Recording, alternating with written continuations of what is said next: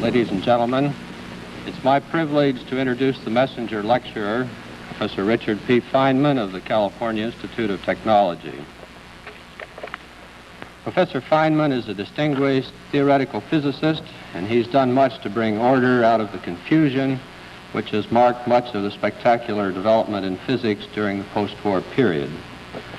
Among his honors and awards, I will mention only the Albert Einstein Award in 1954. This is an award which is made every third year and which includes a gold medal and a substantial sum of money. Professor Feynman did his undergraduate work at MIT and his graduate work at Princeton. He worked on the Manhattan Project at Princeton and later at Los Alamos. He was appointed an assistant professor here at Cornell in 1944, although he did not assume residence until the end of the war. I thought it might be interesting to see what was said about him when he was appointed at Cornell, so I searched the minutes of our Board of Trustees, and there's absolutely no record of his appointment. There are, however, some 20 references to leaves of absence, salary, and promotions.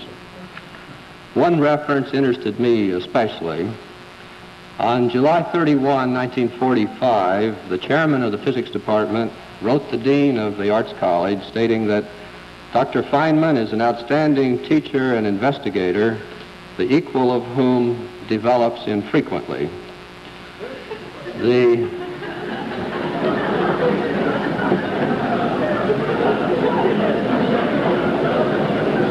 The chairman suggested that an annual salary of $3,000 was a bit too low for a distinguished faculty member and recommended that Professor Feynman's salary be increased $900. The dean, in an act of unusual generosity and with complete disregard for the solvency of the university, crossed out the $900 and made it an even $1,000. You can see that we thought highly of Professor Feynman even then. Feynman took up residence here at the end of 1945 and spent 5 highly productive years on our faculty.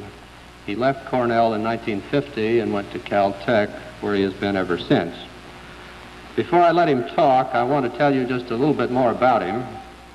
3 or 4 years ago, he started teaching a beginning physics course at Caltech, and the result has added a new dimension to his fame. His lectures are now published in 2 volumes, and they represent a refreshing approach to the subject. In the preface of the published lectures, there's a picture of Feynman performing happily on the bongo drums.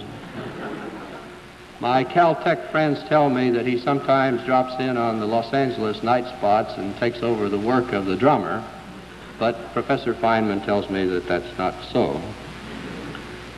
Another of his specialties is safe cracking.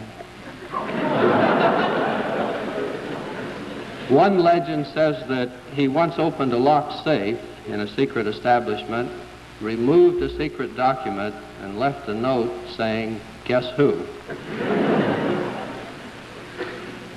I could tell you about the time that he learned Spanish before he went to give a series of lectures in Brazil, but I won't.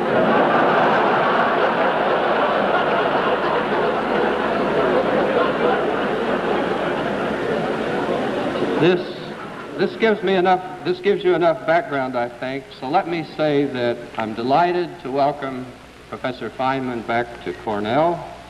His general topic is the nature of physical law, and his topic for tonight is the law of gravitation, an example of physical law. Professor Feynman.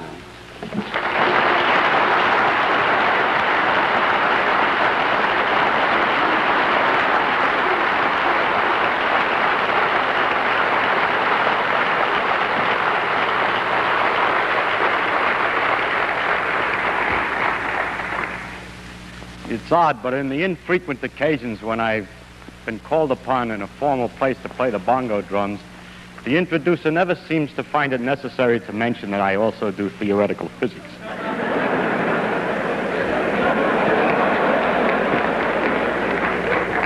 I believe that's probably that we respect the arts more than the sciences. The artists of the Renaissance said that man's main concern should be for man. And yet, there are some other things of interest in the world. Even the artists appreciate sunsets and the ocean waves and the march of the stars across the heavens. And there is some reason then to talk of other things sometimes. As we look into these things, we get an aesthetic pleasure from them directly on observation. But there's also a rhythm and a pattern between the phenomena of nature, which isn't apparent to the eye, but only to the eye of analysis. And it's these rhythms and patterns which we call physical laws. What I want to talk about in this series of lectures is the general characteristics of these physical laws. That's even another level, if you will, of higher generality over the laws themselves. And it's really, all I am talking about is nature as seen as a result of detailed analysis. But only the most overall general qualities of nature is what I mainly wish to speak about. Now, such a topic has a tendency to become too philosophical because it becomes so general that a person talks in such generalities that everybody can understand him, and it's considered to be some deep philosophy. However, I would like to be rather more special, and I would like to be understood in an honest way rather than in a vague way to some extent. And so, if you don't mind, I'm going to try to give, instead of only the generalities, in this first lecture, an example of physical law, so that you have at least one example of the things about which I'm speaking generally. In this way, I can use this example again and again to give an instance to make a reality out of something which would otherwise be too abstract. Now, I've chosen for my special example of physical law to tell you about the theory of gravitation, or the phenomena of gravity. Why I chose gravity, I don't know. Whatever I chose, you would have asked the same question. Actually, it was one of the first great laws to be discovered, and it has an interesting history. You might say, yes, but then it's old hat. I would like to hear something about science, more modern science. More recent, perhaps, but not more modern. Modern science is exactly in the same tradition as the discoveries of the law of gravitation. It is only more recent discoveries that we would be talking about. And so I do not feel at all bad about telling you of the law of gravitation, because I am, in describing its history and the methods, the character of its discovery and its quality, talking about modern science, completely modern. This law has been called the greatest generalization achieved by the human mind. And you can get already from my introduction, I'm more interested not so much in the human mind as in the marvel of nature who can obey such an elegant and simple law as this law of gravitation. So our main concentration will not be on how clever we are to have found it all out, but on how clever she is to pay attention to it. Now, what is this law of gravitation that we're going to talk about? The law is that two bodies or bodies exert a force upon each other, which is inversely as the square of the distance between them and varies directly as the product of their masses. And mathematically, we can write that great law down in the formula, some kind of a constant times the product of the two masses divided by the square of the distance. Now, if I add the remark that a body reacts to a force by accelerating or by changing its velocity every second to an extent inversely as its mass. It reacts, it changes velocity more if the mass is lower and so on, inversely as the mass. Then I have said everything about the law of gravitation that needs to be said. Everything else is a consequence, a mathematical consequence of those two things that I said. That's a remarkable enough phenomenon in itself that the next lecture will consider this in more detail. Now, I know you're not all here. I know some of you are, but you're not all mathematicians, and so you cannot all immediately see all of the consequences of these two remarks. And so what I would like to do in this lecture is to briefly tell you the story of the discovery, tell you what some of the consequences are, what the effect of this discovery had on the history of science, what kinds of mysteries such a law entails, something about the refinements made by Einstein, and possibly the relation to other laws of physics. The history of the thing, briefly, is this, that the ancients first observed the way the planets seemed to move about in the sky and concluded that they all went around, along with the Earth, went around the sun. This discovery was later made independently by Copernicus after they had forgotten that people had forgotten that it had already been made. Now, the next question that came up to study was exactly how do they go around the sun? That is, exactly what kind of motion? Do they go with the sun at the center of a circle, or do they go in some other kind of a curve? How fast do they move, and so on? And this discovery took a longer to make. The times after Copernicus were times in which there were great debates about whether the planets in fact went around the sun along with the Earth, or whether the Earth was at the center of the universe, and so on, and there were considerable arguments about this. When a man named Tycho Brahe got an idea of a way of answering the question, he thought that it might perhaps be a good idea to look very, very carefully and to record where the planets actually appear in the sky, and then the alternative theories might be distinguished from one another. This is the key of modern science and is the beginning of the true understanding of nature, this idea that to look at the thing, to record the details, and to hope that in the information thus obtained may lie a clue to one or another of a possible theoretical interpretation. So Tycho, who was a rich man and owned, I believe, an island near Copenhagen, outfitted his island with great brass circles and special observing positions, situation chairs that you could look through little holes, and recorded night after night the position of the planets. It's only through such hard work that we can find out anything. When all these data were collected, they came into the hands of Kepler, who then tried to analyze what kinds of motions the planets made around the sun. And he did this by a method of trial and error.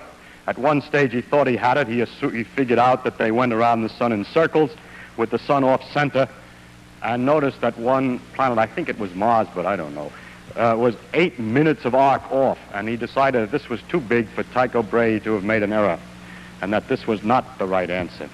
So because of the precision of experiments, he was able to proceed and to go on to another trial, and found, in fact, ultimately this. 3 things. First, that the planets went in ellipses around the sun with the sun at a focus. An ellipse is a curve all artists know about because it's a foreshortened circle, or children know about because somebody told them that if you take a string and tie it to 2 tacks and put a pencil in there, it'll make an ellipse. These 2 tacks are the foci, and if the sun is here, the shape of the orbit of a planet around the sun is one of these curves. The next question is, and going around the ellipse, how does it go? Does it go faster when it's near the sun, slower when it's further from the sun, and so on? We take away the other focus, we have the sun then and the planet going around. And Kepler found the answer to this too. He found this, that if you put the position of the planet down at 2 times separated by some definite time, let's say 3 weeks, and then at another place in the orbit, put the positions of the planets again separated by 3 weeks, and draw lines from the sun to the planet, technically called radius vectors. Anyway, lines from the sun to the planet, then the area that's enclosed in the orbit of the planet and the 2 lines that are separated by the planet's position 3 weeks apart is the same no matter what part of the orbit the thing is on. So that it has to go faster when it's closer in order to get the same area as it goes slower when it's further away, and in this precise manner. Some several years later, he found the 3rd rule, and that had not to do with the exactly motion of a single planet around the sun, but related the various planets to each other. And it said that the times that it took the planet to go all the way around was related to the size of the orbit. and that the times went as the square root of the cube of the size of the orbit, and for the size of the orbit is the diameter all the way across the biggest distance on the ellipse. So he has these three laws, which are summarized by saying it's an ellipse, and that equal areas are swept in equal times, and that the time to go around varies as a 3/2 power of the size, the square root of the cube of the size. So there's three laws of Kepler, which is a very complete description of the motion of the planets around the sun. The next question was, what makes them go around? Well, how can we understand this in more detail? Or is there anything else to say? In the meantime, Galileo was investigating the laws of motion. Incidentally, at the time of Kepler, the problem of what drove the planets around the sun was answered by some people by saying that there were angels behind here beating their wings and pushing the planet along around orbit.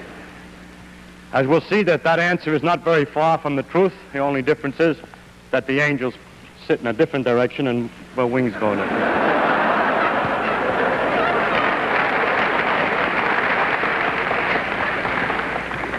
But the point that the angels sit in a different direction is the one that I must now come to.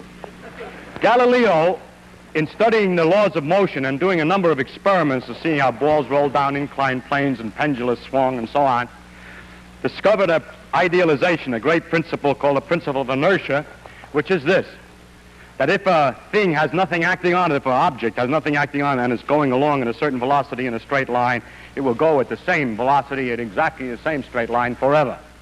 Unbelievable though that may sound to anybody who has tried to make a ball roll forever, the idealization is correct, and that if there were no influences acting, such as the friction on the floor and so on, the thing would go at a uniform speed forever. The next point was made by Newton, who discussed the next question, which is, when it doesn't go in a straight line, then what? And he answered this way, that a force is needed to change the velocity in any manner. First, for instance, if you're pushing it in a direction that it moves, it will speed up. If you find that it changes direction, then the force must have been sideways. And that the force can be measured by the product of two effects. First, how much does the velocity change in a small interval of time? How fast is the velocity changing? How much is it accelerating in this direction, or how much is the velocity changing when it changes direction? That's called the acceleration. And when that's multiplied by a coefficient called the mass of an object, or its inertia coefficient, then that together is the force. One can measure for instance, if one has a stone on the end of a string and swings it in a circle over his head, then one can measure, when one finds one has to pull, the reason is that the speed of the velocity, the speed is not changing as it goes around the circle, but it's changing its direction, so there must be perpetually an in-pulling force, and this is proportional to the mass, so that if we were to take two different objects, first swing one, and then swing another one at the same speed around the head and measure the force in the second one, that second one, the new force is bigger than the other force in the proportion that the masses are different. This is a way of measuring the masses, by how hard it is to change the speed. Now, then Newton saw from this that, for instance, to take a simple example, if a planet is going in a circle around the sun, no force is needed to make it go sideways tangentially. If there were no force at all on it, it would have just keep coasting this way. But actually, the planet doesn't keep coasting this way, but finds itself later not out here where it would go if there were no force at all, but further down toward the sun. In other words, its velocity, its motion, has been deflected toward the sun. So what the angels have to do is to beat their wings in toward the sun all the time, that the motion to keep it going in a straight line has no known reason. The reason why things coast forever has never been found out. The law of inertia is no known origin. So the angels don't exist, but the continuation of the motion does. But in order to obtain the falling operation, we do need a force. So it became apparent that the origin of that the force was toward the sun. As a matter of fact, Newton was able to demonstrate that the statement that equal areas are swept in equal times was a direct consequence of the simple idea that all of the changes in velocity are directed exactly to the sun, even in the elliptical case. And maybe I'll have time next time to show you how that works in detail. So from this law, he would confirm the idea that the force is toward the sun. And from knowing how the periods of the different planets vary with the distance away from the sun, it's possible to determine how that force must weaken at different distances, and he was able to determine that the force must vary inversely as the square of the distance. Now, so far, he hasn't said anything.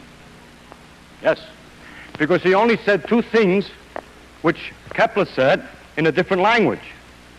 One is exactly equivalent to the statement that the force is toward the sun, and the other is exactly equivalent to the statement that the law is inversely as the square of the distance. But people had seen in telescopes the Jupiter's satellites going around Jupiter, and it looked like a little solar system, so the satellites were attracted to Jupiter. And the moon is attracted to the Earth, and this goes around the Earth, is attracted the same way. So it looks like everything's attracted to everything else. And so the next statement was to generalize this and to say that every object attracts every other object. If so, the Earth must be pulling on the moon, just as the sun pulls on the planet. But it's known that the Earth pulls on things because you're all sitting tightly in your seats in spite of your desires to float out of the hall at this time. The pull for objects on the Earth was well known in the phenomenon of gravitation. And it was Newton's idea then that maybe the gravitation which held the moon in the orbit also applied was the same gravitation that pulled the objects toward the Earth. Now, it is easy to figure out how far the moon falls in 1 second. Because if it went in a straight line, you know the size of the orbit, you know it takes a month to go around, and if you figure out how far it goes in 1 second, you can figure out how far the circle of the moon's orbit has fallen below the straight line that it would have been in if it didn't go the way it does go. And this distance is 1/20th of an inch. Now, the moon is 60 times as far away from the Earth's center than we are. We're 4,000 miles away from the center, and the moon is 240,000 miles away from the center.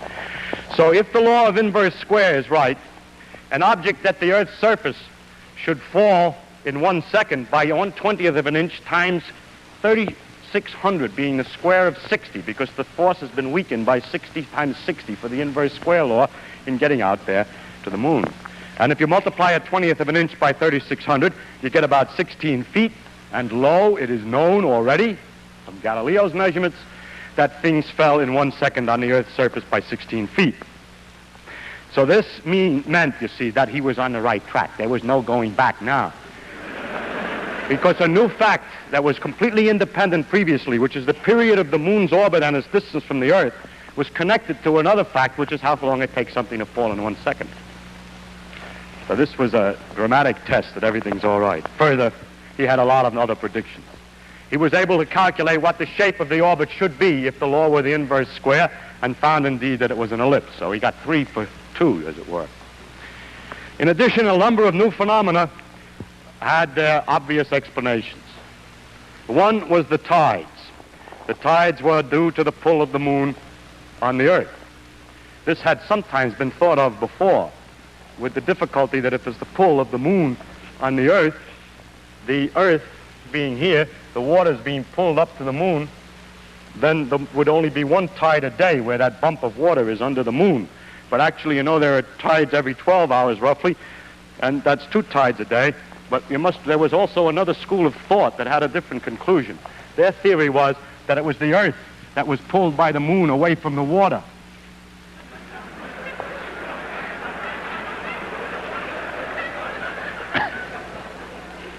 So actually, Newton was the first one to realize what actually was going on, that the force of the moon on the Earth and on the water is the same at the same distance, and that the water here is closer to the moon and the water here is further from the moon than the Earth, than the rigid Earth, so that the water is pulled more toward the moon here, and here is less toward the moon than the Earth, so that it's a combination of those 2 pictures that makes a double tide.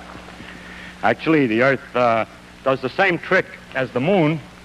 It goes around a circle, really. I mean, the force of the moon on the Earth is balanced, but by what? By the fact that just like the moon goes in a circle to balance the Earth's force, the Earth is also going in a circle. Actually, the center of the circle is somewhere inside the Earth.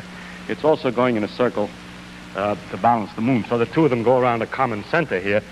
And if you wish, this water is thrown off by centrifugal force more than the Earth is, and this water is attracted more than the average of the Earth. At any rate, the tides were then explained, and the fact that there were 2 a day. A lot of other things became quite clear. Why the Earth is round, because everything gets pulled in. And why it isn't round, because it's spinning so that the outside gets thrown out a little bit and it balances. And why the sun and moon are round, and so on. Now, as the science developed and measurements were made ever more accurately, the tests of Newton's law became much more stringent. And the first careful tests involved the moons of Jupiter. By careful observations of the way they went around over a long period of time, one could be very careful to check that everything was according to Newton. And turned out not to be the case. The moons of Jupiter appeared to be first get sometimes to 8 minutes ahead of time and sometimes 8 minutes behind schedule, where schedule is the calculated values according to Newton's laws. It was noticed that they were ahead of schedule when they were close, when Jupiter was close to the Earth, and behind schedule when it was far away, a rather odd circumstance. And Mr. Römer, having confidence in the law of gravitation, came to an interesting conclusion, that it takes light some time to travel from the moons to the Earth, and that what we're looking at when we see the moons are not how they are now, but how they were the time ago that it took the light to get here. Now, when Jupiter's near us, it takes less time for the light to come, and when Jupiter's further, it takes longer time, so he had to correct the observations for the differences in time, and by the fact that they were this much too early or that much too late, was able to determine the velocity of light. This was the first demonstration that light was not an instantaneously propagating material. I bring this particular matter to your attention because it illustrates something. That when a law is right, it can be used to find another one. That by having confidence in this law, if something is the matter, it suggests perhaps some other phenomenon. And if we had not known the law of gravitation, we would have taken much longer to find the speed of light, because we would not have known what to expect of Jupiter's satellites. This process has developed into an avalanche of discoveries. Each new discovery permits the tools for much more discovery, and this is the beginning of that avalanche, which has gone on now for 400 years in a continuous process, and we're still avalanching along at high speed at this time.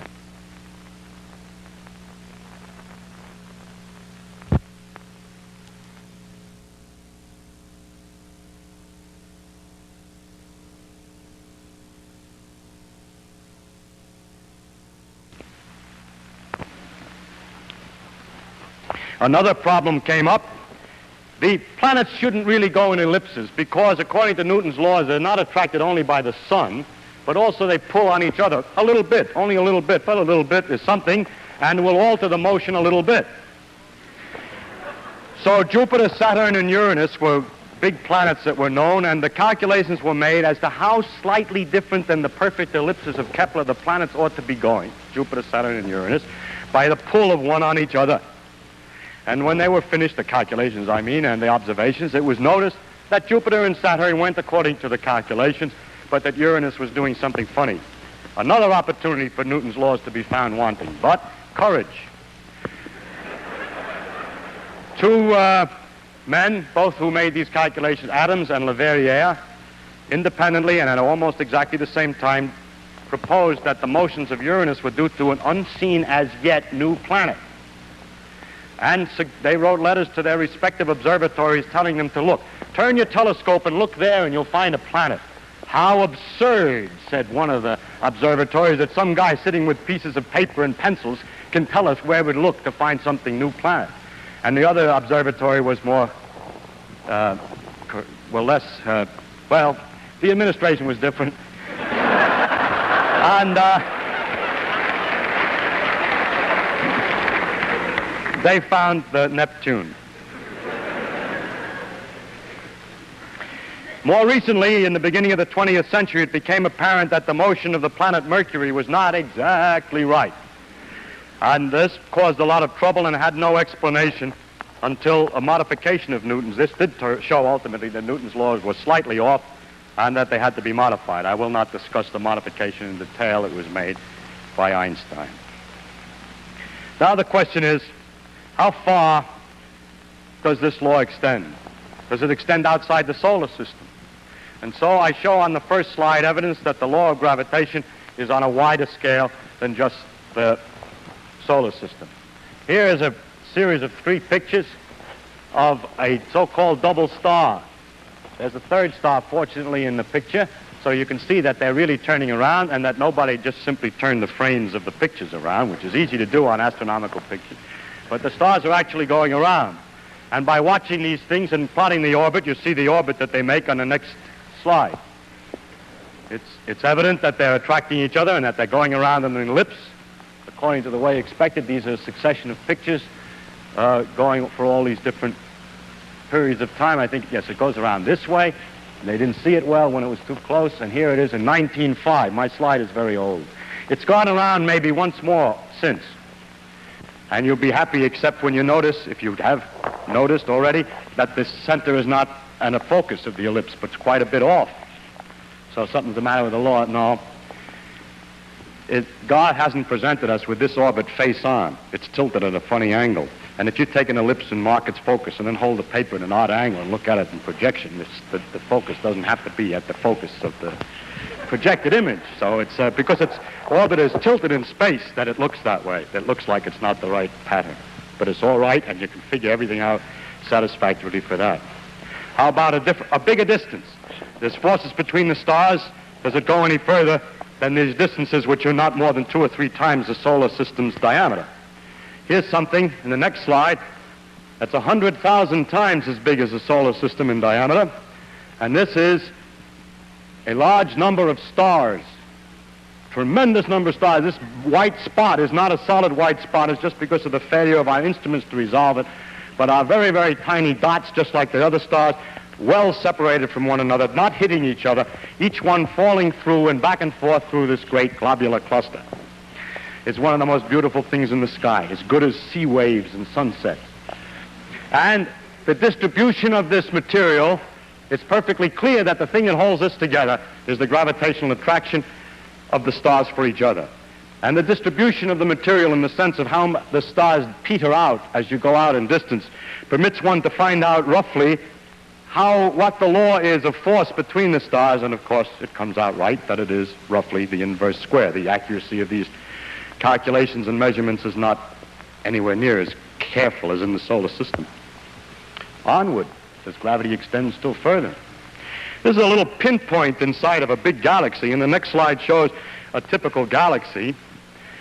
And it's clear that this thing again is held together somehow, and the only candidate that's reasonable is gravitation. But when we get to this size, we haven't any way any longer to check the inverse square law. But there seems to be no doubt that these great agglomerations of stars and so, these galaxies, which are 50 to 100,000 light years across, the solar system is, well, from the Earth to the Sun is only 8 light minutes. This is 100,000 light years that the gravity is extending even over these distances. And in the next slide is evidence that it extends even further. Here is what is called a cluster of galaxies. There's a galaxy here and here and here. There are galaxies here. They're all in one lump of galaxies, analogous to the cluster of stars, but this time what's clustered are those big babies that I showed you in this previous slide. Now this is as far as, it's about 1/10, or well, 100th maybe, of the size of the universe, and as far as we have any direct evidence that gravitational forces extend. So the Earth's gravitation, if we take the view, has no edge, as you may read in the newspapers, when the planet gets outside the field of the gravitation.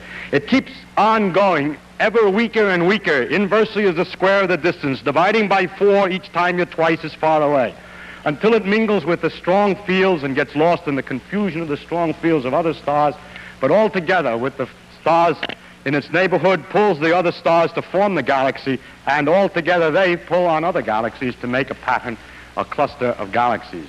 So the Earth's gravitational field never ends, but peters out very slowly in a precise and careful law, probably to the edges of the universe.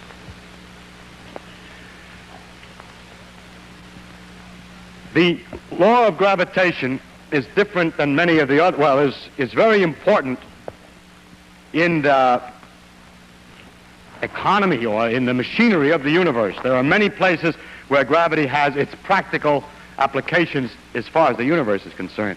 But atypically, among all the other laws of physics, gravitation has relatively few practical applications. I mean, the new knowledge of the law, it has a lot of applications. It keeps people in their seats and so on. But it has few, the knowledge of the law has few practical applications, relatively speaking, compared to the other laws. This is one case in which I picked an atypical example. It is impossible, by the way, by picking one example of anything, to avoid picking one which is atypical in some sense. That's the wonder of the world. The only applications I could think of were first in some geophysical prospecting, in predicting the tides, nowadays, more modernly, in working out the motions of the satellites and planet probes and so on that we send up, and also modernly to calculate the predictions of the planet's position, which have great utility for astrologers to publish their predictions and horoscopes in the magazines. That's the strange world we live in, that all the advances in understanding are used only to continue the nonsense which has existed for 2,000 years. Now, that shows that gravitation extends to the great distances, but Newton said that everything attracted everything else. Do I attract you? Excuse me, do I attract you? I was going to say, excuse me, do I attract you physically? I didn't mean What I mean is, is it really true that two things attract each other? Can we make a direct test and not just wait for the planets and look at the planets to see if they attract each other? And this experiment, the direct test, was made by Cavendish on equipment which you see indicated on the next slide. If I got my slides right. Well, I made a mistake. I was talking about the importance of the gravitation. I was overwhelmed by my clever remark about astrologers and forgot to mention the important places where gravitation does have some real effect in the behavior of the universe. And one of the interesting ones is the formation of new stars. In this picture, which is a gaseous nebula inside our own galaxy, and there's not a lot of stars, but it's gas, there are places where the gas has been compressed or attracted to itself here. It starts perhaps by some kind of shock waves to get collected, but the remainder of the phenomenon is that gravitation pulls the cloud of gas closer and closer together. So big mobs of gas and dust collect and form balls, which as they fall still further, the heat generated by the falling lights them up and they become stars.